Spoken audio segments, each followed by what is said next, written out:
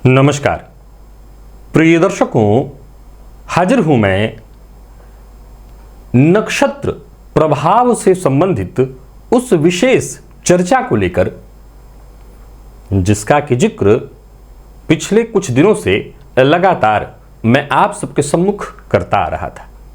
प्रिय दर्शकों, आज से ये कार्यक्रम प्रारंभ होने जा रहा है और मैं आपको बता दूं कि जो मैंने गणना की है, जो सबसे कम में हो सके उसके आधार पर तो भी लगभग ये जो विषय है नक्षत्र की, अगर इसे जन्म कुंडली के प्रत्येक भाव और प्रत्येक ग्रह के साथ हम समझने का प्रयत्न करते हैं, और वो भी तब जबकि एक एपिसोड में एक राशि में हम 3 ग्रहों के प्रभाव को समझेंगे, तब भी लगभग 450 के आसपास इसके वीडियोस बनेंगे। प्रिय दर्शकों, आज पहला दिन है। आज से यह कार्यक्रम प्रारंभ हो रहा है और जैसे जैसे यह कार्यक्रम आगे बढ़ता चला जाएगा, देखिए एक बात मैं आप लोगों से बेहद सहज ढंग से कहना चाहता हूं। मैं हमेशा यह कहा करता हूं कि ज्योतिष बेहद गहरा समुद्र है और इस विषय को अगर भली भांति समझना है, अपने भीतर से इसे निकालना है, तो इसमें 2 चीजें लगेंगी। एक तो गुरु कृपा, दूसरा परम पिता की कृपा। बिना कृपा संभव नहीं है। चलिए आज से इस कार्यक्रम को हम प्रारंभ करते हैं, इसका श्री गणेश करते हैं।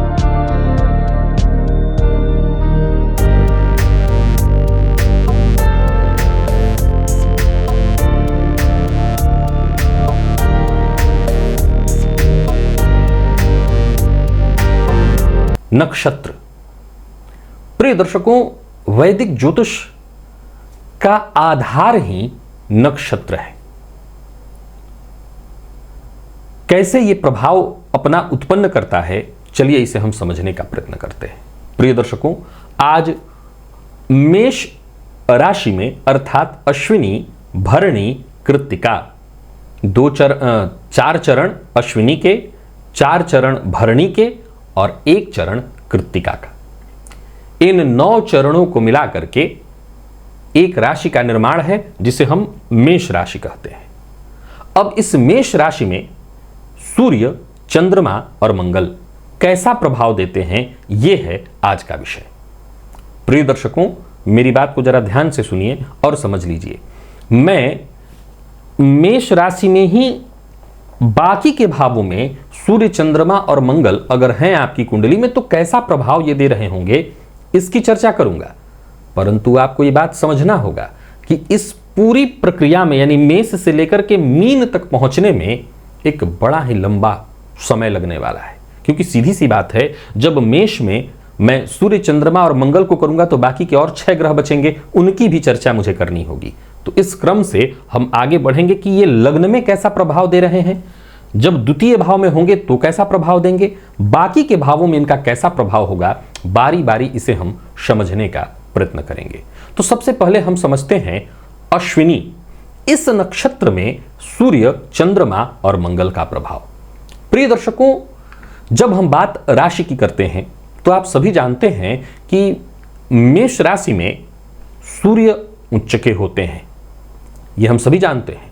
मेष राशि मंगल की राशि होने के चलते हम ये सभी जानते हैं कि मंगल भी बहुत अच्छा प्रभाव देंगे और चंद्रमा भी बहुत अच्छा प्रभाव देंगे।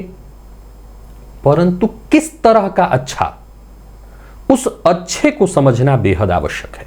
हम अभी तक एक ही बात जानते हैं कि सूर्य उच्च के हैं, मेष राशि में हैं, बहुत अच्छा प्रभाव देंगे। किस तरह का अच्छा, इस किस तरह के अच्छे को हमें समझना है। अब आप कहेंगे कि क्या इस विषय की इतनी आवश्यकता है? मैं साधारण शब्दों में कह सकता हूं ना, नहीं है, बिल्कुल नहीं है। क्योंकि अगर मोटा मोटी ज्ञान रखना है तो उतना तो आप मेष राशि से जानते ही हैं कि मेष राशि में है तो अच्छा प्रभाव देंगे, ये मोटी बात आपको पता है।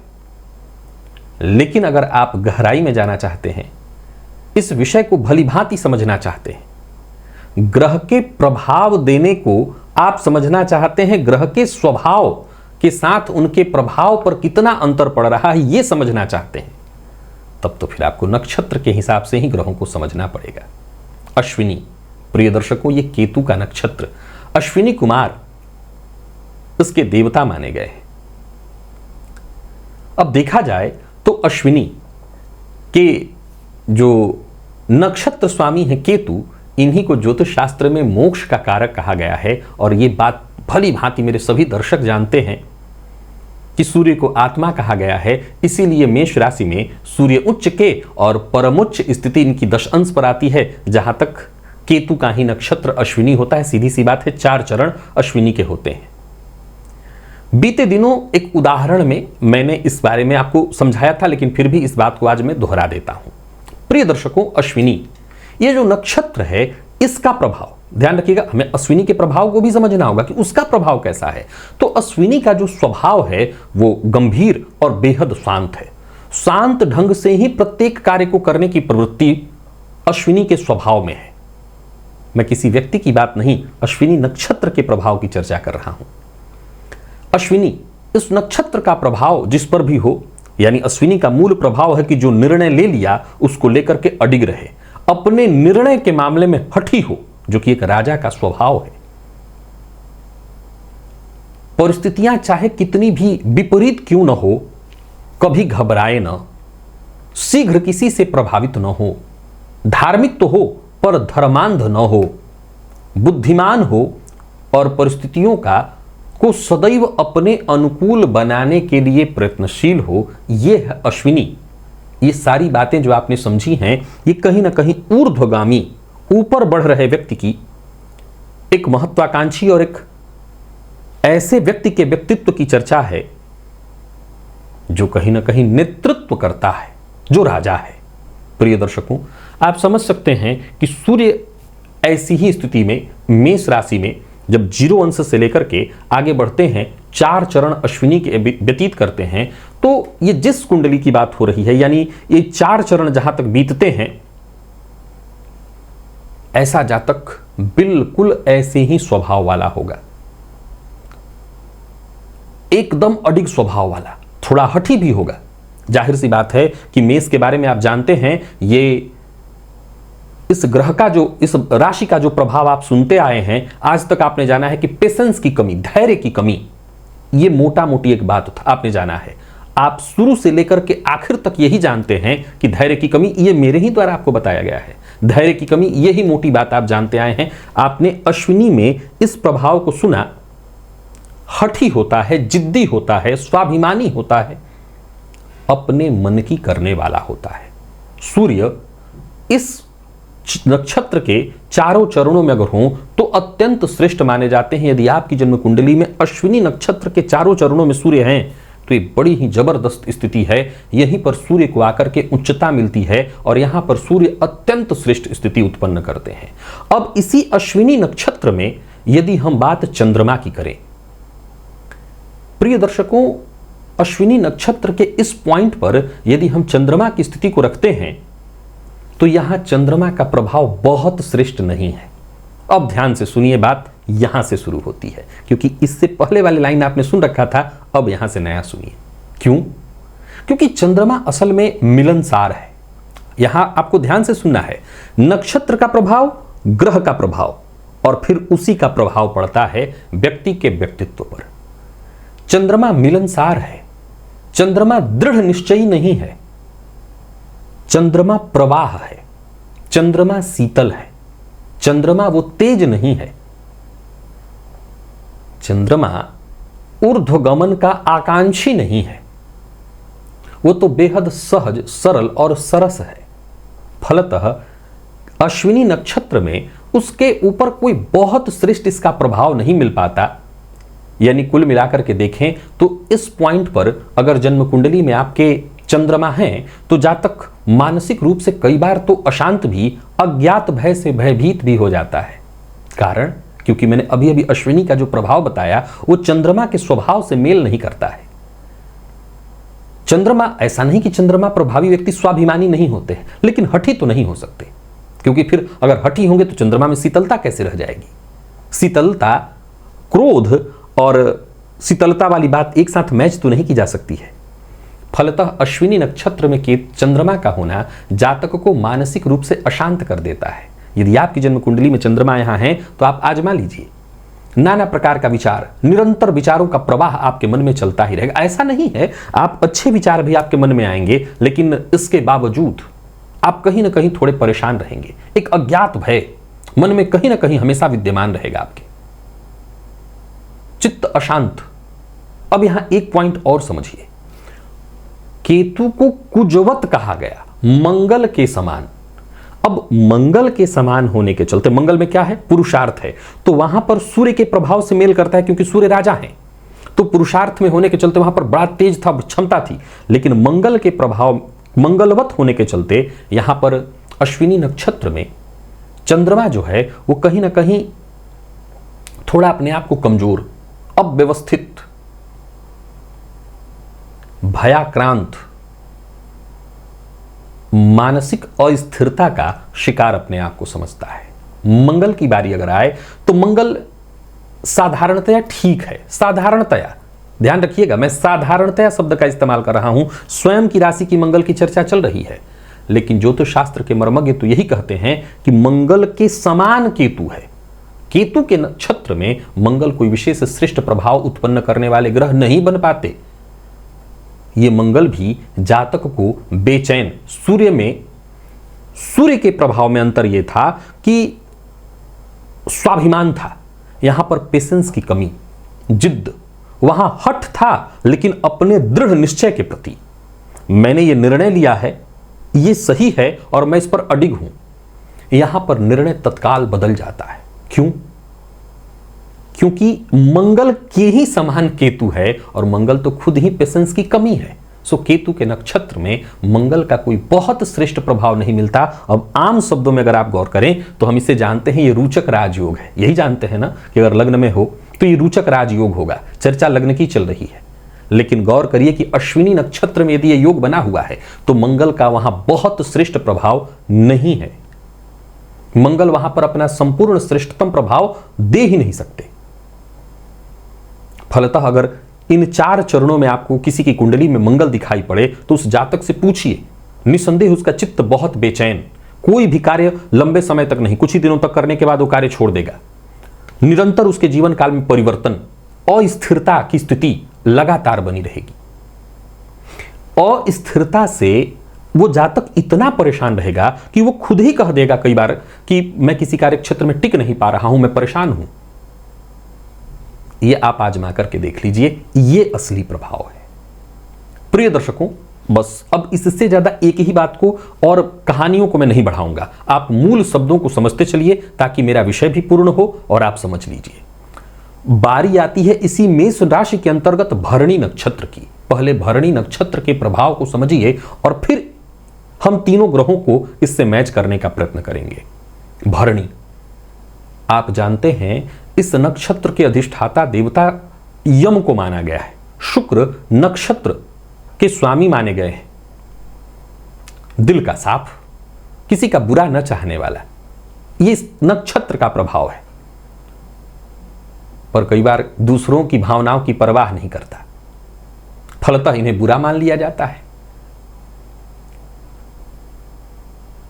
देखा जाए तो अश्विनी भरणी नक्षत्र का जो प्रभाव है वो कहीं ना कहीं शुक्र से संबंधित तो है, परंतु उसमें कुछ चीजें ऐसी हैं, जैसे आप वृषभ राशि के प्रभाव को अगर समझे, एक उदाहरण दे रहा हूं, यहां वृषभ राशि तो बात ही अलग है। मूलतः बैल का जो स्वभाव होता है, हठीला स्वभाव, अपने मन की करना, किसी के सामने झुकना मरने के समान समझते हैं। ये ज्ञान के क्षेत्र में जबरदस्त हैं, जो भी कार्य करते हैं पूरे रिसर्च के साथ ही करते हैं, पर फिर भी असफलता का मुंह देखना पड़ता है। अब जरा गौर करिए, यहीं पर हम खड़े कर लेते हैं सूर्य को। प्रिय दर्शकों, यहां पर सूर्य वो श्रेष्ठ प्रभाव कभी उत्पन्न नहीं कर सकते जो अश्विनी नक्षत्र में उन्होंने किया। अर्थात अगर किसी की कुंडली में सूर्य वहां पर हैं तो वो जो श्रेष्ठ प्रभाव जातक को जीवन काल में देंगे, जो अद्भुत व्यक्तित्व देंगे, वो अद्भुत व्यक्तित्व भरणी नक्षत्र में प्राप्त नहीं होगा। नक्षत्र के इन 4 चरणों में यदि केतु सूर्य किसी की कुंडली में संचरण कर रहे हैं तो ऐसे जातक को आप सफलता के लिए संघर्ष करते देखेंगे। कहीं ना कहीं ऐसे जातकों में वो अडिगता, वो गंभीरता नहीं होगी, बल्कि स्वभाव में कहीं ना कहीं चापलूसों वाली प्रवृत्ति या चापलूसी की प्रवृत्ति, बुरा मत मानिएगा, जो लाइनें हैं वो बताना पड़ेगा, की प्रवृत्ति देखेंगे, जबकि सूर्य के प्रभाव में ऐसा बिल्कुल नहीं है, वो यहां पर विद्यमान पाया जाएगा। ऐसा जातक मेहनत करेगा, पुरुषार्थ करेगा, लेकिन इसके बावजूद उसको वो रिजल्ट नहीं मिलेगा जिसका कि जिसे कि उसे चाह थी, वो चाह उसे प्राप्त नहीं होगी। संघर्ष रहेगा उसके जीवन काल में। चंद्रमा को यहीं पर ले आइए और आप विश्वास मानिए कि चंद्रमा मेष राशि के इस पॉइंट पर आकर के, यानी भरणी नक्षत्र में यदि संचरण करेंगे, बहुत बढ़िया, बहुत ही बढ़िया प्रभाव। निसंदेह उसको भी जीवन काल में जो भरणी का प्रभाव है उससे मैच करिए कि कई बार बेहतर करने के बावजूद क्रेडिट नहीं मिलेगा, लेकिन वो सामंजस्य बनाने की और बैठाने की ऐसी प्रवृत्ति वाला है कि जहां रिजल्ट न हो वहां से भी रिजल्ट ले आएगा। इस पॉइंट पर, ये मध्य की स्थिति है, इस पॉइंट पर यदि चंद्रमा आपकी कुंडली में दिखाई पड़ रहे हैं लग्न में, तो पहले तो वो अति विशिष्ट कारक हैं, और ऊपर से भरणी नक्षत्र में, शुक्र के नक्षत्र में संचरण अगर कर रहे हैं तो ये आपके लिए बहुत ही बढ़िया माना जाएगा। ऐसा जातक पुरुषार्थ करेगा, मेहनत करेगा, सबसे मिलजुल करके, मूलतः देखा जाए तो मिलजुल करके रहेगा, बात का धनी होगा, बात का पक्का होगा, मित्रों पर जान न्यौछावर करने वाला होगा।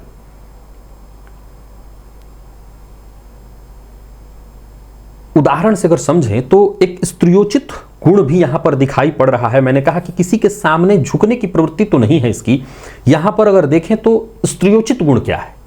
स्त्रियोचित गुण यह है कि यदि आप सचमुच किसी स्त्री को अगर ध्यान से देखें, और स्त्री को कायदे से, आज हम समाज और परिवेश के कारण कई बार स्त्रियां सह जाती हैं, लेकिन अगर आप स्त्री भावना को भली भांति समझने का प्रयत्न करें तो, यदि, वैसे तो स्त्री पुरुष दोनों पर यह लागू होता है, लेकिन विशेष रूप से स्त्रियों में यह गुण पाया जाता है कि यदि उन्होंने कोई गलती न की हो तो वो एकदम बर्दाश्त नहीं कर सकती हैं, उनसे बर्दाश्त नहीं होता। अगर गलती न हो और उन पर आरोप लगाया जाए तो वो बर्दाश्त बिल्कुल नहीं कर पाती। चंद्रमा को यहां पर आकर के बल मिलता है। ऐसे लोग निडर होकर के सभा के मध्य भी हुंकार भरने वाले, ललकारने वाले होते हैं। यहां पर आप आकर के मंगल का कुछ प्रभाव, यानी मेष राशि है ये ना, मंगल की राशि है, तो आप कुछ प्रभाव देखते हैं मेष राशि के जातकों में जो हुंकार भर देता है कि नहीं, हम नहीं सहेंगे, वो है ये प्रभाव। और यहीं पर अगर मंगल को ले आया जाए तो मंगल भी जबरदस्त प्रभाव देता है। जातक निसंदेह चरित्र से थोड़ा कमजोर, संभवतः विपरीत का विशेष प्रेमी, ये न केन प्रकारेण विपरीत को अपनी ओर आकर्षित करने की भावना ऐसे जातकों में सर्वोपरि दिखाई पड़ेगा। कुल मिलाकर के देखें तो मंगल इस पॉइंट पर जबरदस्त प्रभाव देते दिखाई पड़ेंगे। ऐसा जातक खूब धन धान्य से युक्त, सफलता से युक्त, आमोद प्रमोद में जीवन व्यतीत करने वाला, भोग विलास में रत, कह सकते हैं रुचक का असली प्रभाव भोगता है। रुचक राजयोग का असली प्रभाव भोगता है यहीं पर। यह है भरणी नक्षत्र, भरा पूरा। कृत्तिका, समय ज्यादा लगाने की जरूरत नहीं, आप विषय को समझ चुके हैं। कृत्तिका को जरा समझिए। प्रिय दर्शकों, आमतौर पर जब हम जन्म कुंडली में राशि वाइज इन्हीं चीजों को समझते हैं तो कृत्तिका नक्षत्र का मात्र एक चरण है। समझ रहे हैं आप? एक चरण। अब एक चरण में यहां पर चूंकि ये मेष राशि है तो विषम राशि है, विषम राशि होने के कारण ग्रह अब अपने ढलान पर है, उतर रहा है, अब अगली राशि की तरफ जा रहा है। तो इस अवस्था में जो भी ग्रह होगा उसको मृत मान लिया जाएगा। मृत ग्रह प्रभाव विहीन है, यही माना जाएगा। असल में जब आप नक्षत्र में प्रवेश करते हैं तो आपको एक अलग ही दुनिया दिखाई पड़ती है, और दुनिया कहती है ना, ऐसा नहीं है। कृत्तिका का अपना प्रभाव है, वो चाहे एक चरण ही क्यों ना हो, उस एक चरण का प्रभाव है। कैसा है कृत्तिका का प्रभाव? ग्रहों के राजा सूर्य का यह नक्षत्र है, अग्नि इसके देवता है, और देखा जाए तो शीघ्र ही किसी कार्य से उकता जाने का स्वभाव, दूसरों को सलाह देने में अग्रगण्य, स्वाभिमानी और स्वतंत्र विचारधारा का, धन कमाने के मामले में बेजोड़, कहां से धन आए, कितना आए और कैसे आए, आना चाहिए, लेकिन स्वाभिमान के साथ साथ, स्वाभिमान गिराकर नहीं, आशावादी भी है, आशावादी भी है, स्वभावतः कई बार दूसरों को इसका व्यवहार ऐसा प्रतीत होता है कि बड़ा ही उद्दंड है ये, क्योंकि सूर्य का प्रभाव है, पर कड़ी मेहनत करने वाला, और कड़ी मेहनत करना ही उसका एकमात्र सिद्धांत है। यहां पर भी सूर्य अगर हैं तो हम सामान्य शब्दों में क्या कहते हैं, ये मृत हैं, प्रभाव विहीन। ऐसा नहीं है, इस पॉइंट पर भी सूर्य बहुत अच्छा प्रभाव देते हैं, बहुत ही श्रेष्ठ। ऐसे जातकों पर आप आजमा करके देख लीजिए, आपकी कुंडली में सूर्य इसी पॉइंट पर यानी मृत अवस्था में लगभग 27-28 अंश पर, 29 अंश पर हैं, वो आपकी कुंडली में कृत्तिका नक्षत्र में है। आप अपने अंदर वो स्वाभिमान रखते हैं, धन कमाने की विशेष चाह रखते हैं। यहां ऊर्ध्वगामी वाली बात नहीं है, गौर करिएगा, बड़ा ध्यान से गौर करिएगा। जो प्रभाव अश्विनी में था, एक, चूंकि यहां पर हमेशा हमें समझना होगा कि ज्योतिष मूलतः आध्यात्म है, तो जो आध्यात्म की प्रवृत्ति, आध्यात्मिक प्रवृत्ति, ऊर्ध्वगामी प्रवृत्ति थी, वो यहां नहीं है। यहां चाह है समाज में अपने आप के वर्चस्व को दिखाने का, मैं जो कहूं सामने वाला माने, इस बात की चाह है, अधिकार जताने की चाह है, अपने आप को सिद्ध करने की चाह है, नेता और अग्रणी बनने की चाह है। राजा वहां भी है, लेकिन वहां राजा में आध्यात्म है, आत्मा जागृत है, ठीक है, सबकी सुनेगा, यहां अपनी सुनेगा। चंद्रमा अगर कृत्तिका में है तो चंद्रमा भी बहुत अच्छा प्रभाव देते हैं। हालांकि जितना बढ़िया प्रभाव चंद्रमा ने भरणी में दिया उतना बढ़िया तो नहीं, लेकिन फिर भी रिजल्ट ठीक ठीक। मित्र राशि है, सूर्य की राशि है, मित्र नक्षत्र है, सूर्य का नक्षत्र, बढ़िया प्रभाव ही देते हैं। इस स्थिति में भी चंद्रमा का प्रभाव बढ़िया दिखाई पड़ता है। जातक मिलनसार ही रहेगा, थोड़ा सा क्रोध की मात्रा उसके अंदर ज्यादा पाई जाएगी, उत्तेजना थोड़ी ज्यादा पाई जाएगी, विशेष रूप से ऐसा देखा जाएगा, लेकिन फिर भी चंद्रमा का यहां होना ठीक ठीक रिजल्ट आएगा। मतलब आप समझ लीजिए कि अश्विनी और कृत्तिका, इन दोनों में, भरणी में भी, चूंकि भाई देखिए ध्यान रखिए कि क्रोध की स्थिति थोड़ी सी रहेगी, अग्नि तत्वीय राशि है तो क्रोध थोड़ा दिखता है। नक्षत्र के आधार पर भी अगर हम चलते हैं तो थोड़ा क्रोध, लेकिन इन जगहों पर आकर के, विशेष करके कृत्तिका में, जातक के अंदर क्रोध थोड़ा ज्यादा पाया जाएगा, उग्रता थोड़ी ज्यादा पाई जाएगी, और मंगल की भी स्थिति कमोबेश यही रहेगी, धैर्य विहीन, गुस्सा ज्यादा। चूंकि सूर्य की राशि में राजा के घर में आया है, आप इसे जरा समझने का प्रयत्न करिए। एक सेनापति को मौका मिला है एक तो राजा के घर में रहने का, तो वैसे ही उसके अंदर एक आग जल रही है, पहले ही वो सेनापति है और ऊपर से राजा के घर में, तो उसकी शहंशाही देखिए, तो उस अवस्था में उग्रता थोड़ी ज्यादा। कुछ मामलों में अगर आप देखें तो ऐसे लोग मनमानी करने में महारथी होते हैं। हालांकि मैंने कहा कि उनका सिद्धांत बड़ा साफ है, मेहनत करना, कर्म करना, ये न कि न प्रकार न धन अर्जित करना, तो उसमें लगे रहते हैं।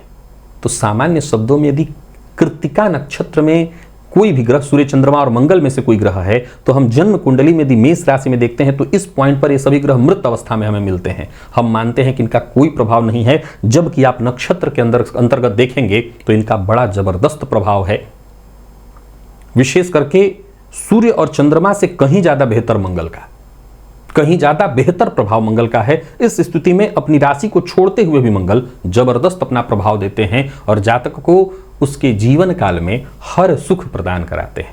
प्रिय दर्शकों, यहां एक चीज आप जरूर महसूस कर रहे होंगे कि मैं बहुत ज्यादा शब्दावली का प्रयोग नहीं कर रहा हूं कि ये मिलता है, ये मिलता है। मैं मूल विषय समझाने में ज्यादा ध्यान दे रहा हूं और मैं चाहता हूं कि आप भी मूल विषय को ही समझने का प्रयत्न करें। मूल क्या है, हमें बस इतना समझना है। कैसा काम कर रहा है ग्रह, कैसे काम कर रहा है ग्रह, हमें बस इतना समझना है। अगर इसे हमने नक्षत्र के हिसाब से समझ लिया तो कल को कोई भी कुंडली हमारे सामने होगी तो हम अब दोनों ही चीजों को समझते हैं। हम अगर कृत्तिका नक्षत्र में कोई मृत ग्रह है तो उस मृत ग्रह का क्या प्रभाव कहेंगे, भाई प्रभाव विहीन है। लेकिन जरा गौर करिए, यही तो ज्योतिष में गहराई है। और एक तल नीचे आइए, एक तल मात्र यहां पर एक उदाहरण, अब चूंकि आज का विषय मैं पूर्ण कर लिया, अब कल फिर से आपके सम्मुख उपस्थित होऊंगा। अब यहां पर एक तल आपको नीचे ले आता हूं। अब मैंने क्या दिखाया आपको, अब भाई तीनों के तीनों ग्रह जरूरी तो नहीं है कि मेषी राशि में बैठे होंगे, बैठे हैं तो कोई बात ही नहीं है। सपोज कीजिए कि यही मेष लग्न की ही कोई कुंडली आपके सम्मुख है और यही इसी कुंडली में सूर्य ही मान लीजिए चलिए बैठे हुए हैं, 27 अंश पर कृत्तिका नक्षत्र में, और मंगल आपको कुंडली में बहुत मजबूत दिखाई पड़ रहे हैं। सपोज कीजिए मंगल मकर राशि में मजबूत स्थिति में, हालांकि मकर की जब बारी आएगी तो हम और भली भांति उसको समझेंगे, अपनी उच्च राशि में उस पॉइंट पर जाकर के बैठे हैं जो बड़ा मजबूत उनको बनाता है, तब सोच के देखिए कि सूर्य का प्रभाव कैसा होगा, तब सोच के देखिए कि सूर्य के चंद्रमा का प्रभाव कैसा होगा। यानी इस प्रभाव में और अगर हम गहराई में जाएंगे तब जाकर के व्यक्ति के व्यक्तित्व पर ग्रह का असली प्रभाव हमारे समझ में आएगा। आशा करता हूं इन 3 ग्रहों के प्रभावों को आपने समझा होगा। अब इसी 3 नक्षत्र में बुध, गुरु और शुक्र ये कैसा प्रभाव देंगे, फिर बारी आएगी शनि, राहु और केतु की, वो कैसा प्रभाव देंगे, हम समझने का प्रयत्न करेंगे। तो आज के लिए बस इतना ही, इजाजत दीजिए, पुनः मुलाकात होगी, तब तक के लिए नमस्कार।